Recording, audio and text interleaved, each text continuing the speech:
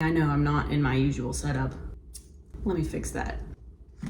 I just finished what was probably my 10th rewatch of Avatar: The Last Airbender, but I don't think I've rewatched it since I've become someone with pacifist tendencies. I had always understood and appreciated where Aang was coming from, but this time it just hit way harder. And I've seen the show so many times, but I still somehow came away with a new appreciation for how the writers decided to wrap up that story. See, Aang is the sole survivor of a genocide, and he is clinging to the last remnants of his culture and religion.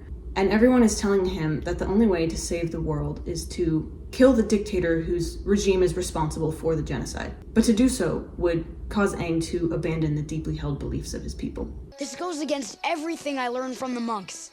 I can't just go around wiping out people I don't like. If Aang goes against those beliefs and kills Ozai, his people's way of life dies completely, and Sozin wins. And Aang knows it would be wrong. He feels so deeply in his heart that this is something that he cannot do. But he can't see another way out, and no one is willing to see things from his perspective. If it's in the name of keeping balance, I'm pretty sure the universe will forgive you. This isn't a joke, Sokka! None of you understands the position I'm in! And so he prays for an alternate answer, and the universe hears him, and the spirits send out the lion turtle, and the lion turtle, the progenitor of all bending, the creator, answers him. Maybe you can help me. Everyone, even my own past lives, are expecting me to end someone's life. Since beginningless time, darkness thrives in the void, but always yields to purifying light. And here's the thing that I never put together before this viewing. Aang would not have been able to bend Ozai's energy if he had given in and decided he was going to kill Ozai. The lion turtle tells Aang that only the incorruptible can bend the energy within another, or else they themselves will become corrupted. To bend another's energy, your own spirit must be unbendable, or you will be corrupted and destroyed. And I think that Aang, because of his love for the Fire Nation as he had once known it 100 years ago, he was never corrupted by personal hatred for the Fire Lord or the Fire Nation, even though they were responsible for his tremendous loss. The true heart can tough the poison of hatred without being harmed.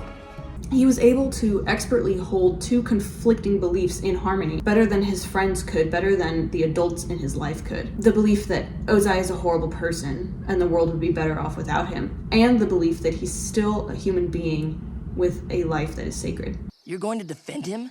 No, I agree with you. Fire Lord Ozai is a horrible person, and the world would probably be better off without him. But he's still a human being. And I don't think it's a matter of selfishness like I've seen a lot of people make it out to be. I know that you're a gentle spirit, and the monks have taught you well. But this isn't about you. This is about the world. Aang is not some immature little kid who doesn't want to kill because killing is for bad guys. He's an incredibly wise and spiritual person, an airbending master who was shaped by airbender beliefs and upholds airbender beliefs. And he can see beyond the scope of just this war. He can see that the balance of the world depends on the existence of the four nations. And he's not just a representative of the air nomads, he is the air nomads. He's all that's left. And despite many people's interpretation of the four past avatars' advice, none of those past avatars outright tell Aang to kill Ozai. You must be decisive. Only justice will bring peace. You must actively shape your own destiny and the destiny of the world. They tell him to be decisive, to bring justice, to be proactive, and to be sacrificial. Selfless duty calls you to sacrifice your own spiritual needs and do whatever it takes to protect the world. He doesn't disobey or ignore their advice. He follows their ancient wisdom while still staying true to his beliefs. Yang Chen is the one who actually comes the closest to outright telling him to kill Ozai, even more than Kyoshi, which is surprising. I knew I shouldn't have asked Kyoshi. But what Yang Chen fails to account for is that Aang is not just the Avatar, he is the last Airbender. and being the last Airbender is far greater a burden than being the Avatar. Because no matter what happens, once Aang dies, there will always be another Avatar. But if he's not careful to preserve the Airbender way of life, there will be no more Airbenders. And I don't mean genetically, I mean culturally. Many great and wise air nomads have detached themselves and achieved spiritual enlightenment. But the Avatar can never do it, because your sole duty is to the world. Yang Chen could sacrifice her air nomad way of life for the sake of her duty to the world, because there were thousands of other air nomads to continue their traditions. Aang has no such privilege. And it's not just that he doesn't want to kill, it's that he actually doesn't believe he can do it. Everyone expects me to take the Fire Lord's life, but I just don't know if I can do that. Both that he won't be able to emotionally bring himself to kill someone, and prodigy that he is, he doesn't have the raw bending skill to overcome a comet-powered master firebender. His aversion turns from, I don't think I can do it, into I can't do it. And when the Avatar state gives him enough power to actually do it, he changes that answer again to say, I won't do it. No, I'm not gonna end it like this. He overcomes all the combined power of his past lives to say, no, I have found another answer and I will remain incorruptible. The true mind can weather all the lies and illusions without being lost. To kill is to maintain the power struggle of the Fire Nation and to reject air nomad wisdom, and without airbenders, the world cannot be brought into balance. Because the only thing Ozai cares about is power. That's what the entire Avatar versus Fire Lord finale battle is about, physically and ideologically.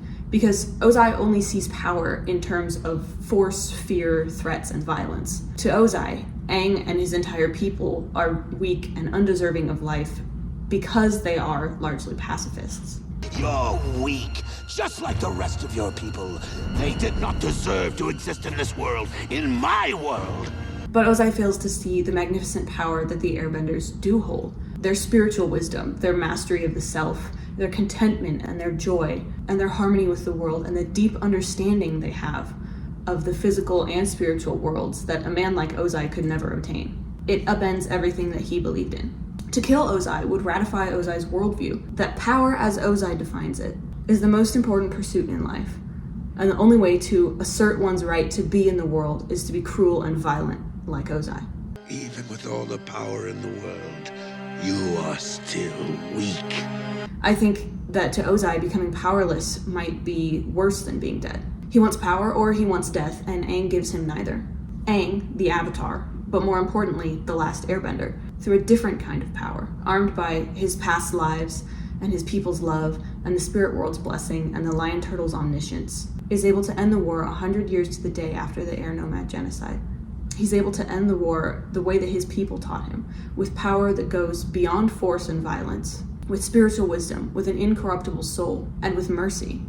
A mercy that is not weakness, mercy that brings justice.